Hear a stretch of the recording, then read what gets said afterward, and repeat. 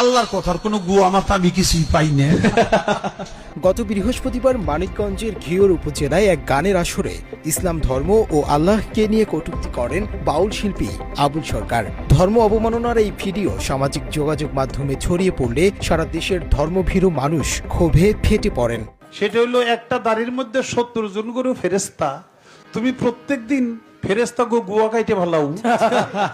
আল্লাহ এক মুখে যে এত কথা কয়, আল্লাহর মুখ কয়টা?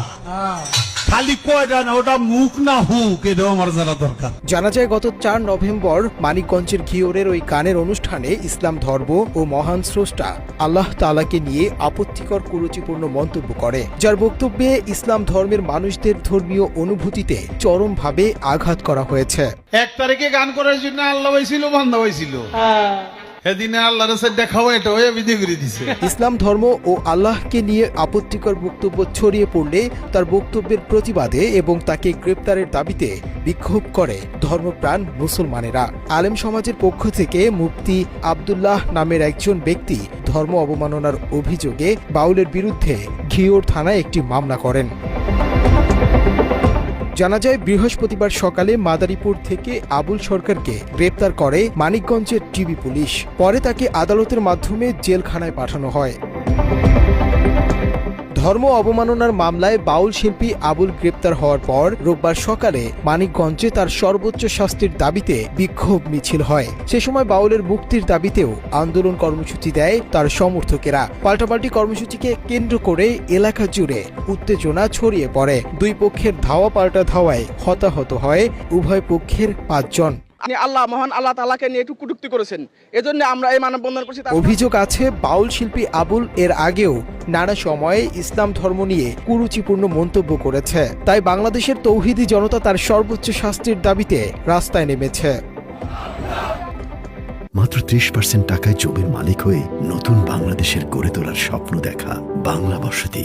একদিকে বাংলাদেশের ধর্মপ্রাণ মানুষেরা আবুল সরকারের শাস্তির দাবি করছে, অন্যদিকে তাকে মুক্ত করতেও সামাজিক যোগাযোগ মাধ্যমকে ব্যবহার করে গুজব ছড়াচ্ছে সুশীল নামধারী একদল নাস্তিক। ওই তালিকায় নাম রয়েছে শিল্পী, মডেল, সাংবাদিক সহ কিছু মিডিয়া ব্যক্তিত্বের। তারা ধর্ম অবমাননার অভিযোগটিকে কথিত দাবি করে ধর্মপ্রাণ মানুষদের বিক্ষোভকে হামলা, মব সন্ত্রাস বলে আখ্যা দিয়েছে। আমার এই দেশে বাউল শিল্পীর গলা ধরা মানে হচ্ছে বাংলার মাটির আত্মাকে শ্বাসরুদ্ধ করে মেরে ফেলা। জামাত ইসলাম যেভাবে মব সৃষ্টি করছে বাংলাদেশে, ডক্টর ইউনূস সিটে বসে চুপচাপ দেখছে। আবুল সরকারের ধর্ম অবমাননার ঘটনায় দলমত পিছনে ফেলে একত্রিত হয়ে বিক্ষোভ করেছে ধর্মপ্রাণ মুসলমানেরা। কিন্তু এই ঘটনাটিকে রাজনৈতিক দাবি করে বাংলাদেশ জামায়াতে ইসলামের বিরুদ্ধে অভিযোগ করতে দেখা গেছে বিতর্কিত ও নাস্তিক মডেল নীলা ইসরাফিলকে। জামাত শিবির যারা করে সবাই নাস্তিক। জামাত প্রচন্ড রকমের পাকিস্তানপন্থী একটা দল, এই দলকে নিশ্চিহ্ন করে দিতে হবে বাংলাদেশ থেকে। ধর্ম অবমাননার ঘটনাটিকে অন্যদিকে ঘোরাতে নিয়মিত বিভ্রান্তিকর তথ্য ছড়াতে দেখা গেছে নাস্তিক নীলাকে। জামাত ইসলামের মতো একটা শিরককারী, একটা ধর্ম ব্যবসায়ী দল। এছাড়াও আবুল সরকারকে গ্রেপ্তারের ঘটনায় নিন্দা জানিয়ে তার মুক্তি দাবি করেছে 258 জন নাস্তিক লেখক, সাংবাদিক ও সমাজকর্মী। এদের মধ্যে রয়েছে লেখক রাখাল রাহার মতো চিহ্নিত নাস্তিকেরা। জানা যায় সাম্প্রদায়িক দাঙ্গা বাঁধাতে নাস্তিক রাখাল রাহা চলতি বছরের শুরুতে তার ফেসবুক ওয়ালে আল্লাহকে নিয়ে কটূক্তি করে। সে সময় তার শাস্তির দাবিতেও রাজপথে নেমে এসেছিল ধর্মপ্রাণ মুসলমানেরা। যারা মূলত ইসলাম বিদ্বেষী, তাদের বিভিন্ন লেখালেখির মাধ্যমে সেগুলো আমরা আইডেন্টিফাই করতে পারি। এছাড়াও রাখাল রাহার বিরুদ্ধে বিভিন্ন সময় ধর্মীয় উত্তেজনা ও সামাজিক বিভাজনকে উস্কে দেওয়ার অভিযোগ রয়েছে। নীলা ইসরাফিল কিংবা রাখাল রাহার মতো ইসলাম বিদ্বেষী নাস্তিক শ্রেণীর কিছু কথিত সুশীলেরা বাউল শিল্পী আবুলের মুক্তির দাবি করছে। সেই সাথে ধর্মপ্রাণ মুসলমানদের হামলাকারী ট্যাগ দিয়ে গ্রেপ্তারের দাবিও তুলেছে। এসব নাস্তিকেরা সবসময় ইসলামের বিরুদ্ধে প্রচার প্রচারণা চালালেও অন্যান্য ধর্মের ব্যাপার সামনে আসলেই চুপ হয়ে যায় বলে অভিযোগ করেছে অনেকে। এদিকে দেশের নতুন রাজনৈতিক দল এনসিপির পক্ষ থেকে আবুল সরকারের সমর্থকদের ওপর হামলার প্রতিবাদ জানানো হয়েছে। সেই সাথে তৌহিদি জনতাকে হামলাকারী ইঙ্গিত করে তাদের গ্রেপ্তারের দাবিও করেছে দলটি। তবে নিরাপত্তা বিশ্লেষকদের মতে কথিত নাস্তিকদের কঠিন বিচারের মুখোমুখি করা প্রয়োজন, তা না হলে ভবিষ্যতে এসব নাস্তিকেরা ধর্মীয় সম্প্রীতি নষ্ট করবে। সেই সাথে দেশের মধ্যে সাম্প্রদায়িক দাঙ্গা বাঁধানোর মাধ্যমে দেশের রাজনৈতিক পরিস্থিতি উত্তপ্ত করবে। মুনতাসির তাসরিফ, বাংলা এডিশন।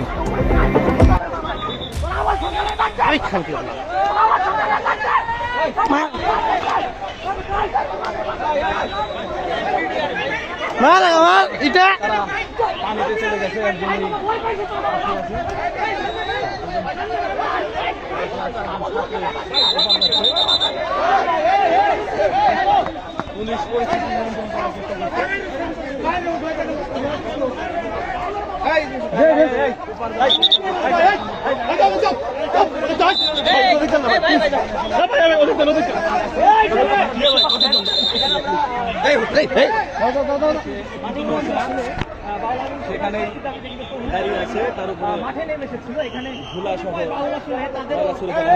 পাল্টাপাল্টি কর্মসূচি দিয়েছিল এবং তুমি একজন আসলে তাকে ধাওয়া দিয়ে আসলে ওই মেয়ে উপার দা ভাগেন মগা এখন পুলিশ এসে এই শামীম ভাই, এই শামীম ভাই, আরে মিয়া ভাগেন তাড়াতাড়ি এলাকা। আপনি কোথেকে আসছেন? আমি আসছি আমার কাকার দোকান করে। হ্যাঁ হ্যাঁ হ্যাঁ, আপনি কি বাউলদের প্রোগ্রামে আসছেন? আচ্ছা, এখানে দোকান কোথায়? এই যে আসলে এই যে আমার কাকা। কিসের দোকান আপনার? এই আমার দোকান না, আমার কাকার দোকানে। আপনি জানেন যে শহরের পরিস্থিতি খারাপ অবস্থা, আপনারা এর ভিতরে আবার দ্বিতীয় প্রোগ্রাম দিচ্ছেন কেন? তারা তো আগে থেকে দিচ্ছিল, আপনারা এর ভিতরে কেন প্রোগ্রাম রাখছেন? হ্যাঁ, এভাবে তাহলে পরিকল্পিতভাবে এই শহরের পরিবেশ নষ্ট করার চেষ্টা করতেছেন আপনারা। কিসের জানা যাবেন আপনি?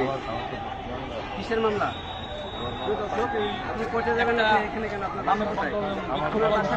ঘোষণার পরে তারা নতুন করে আরেকটা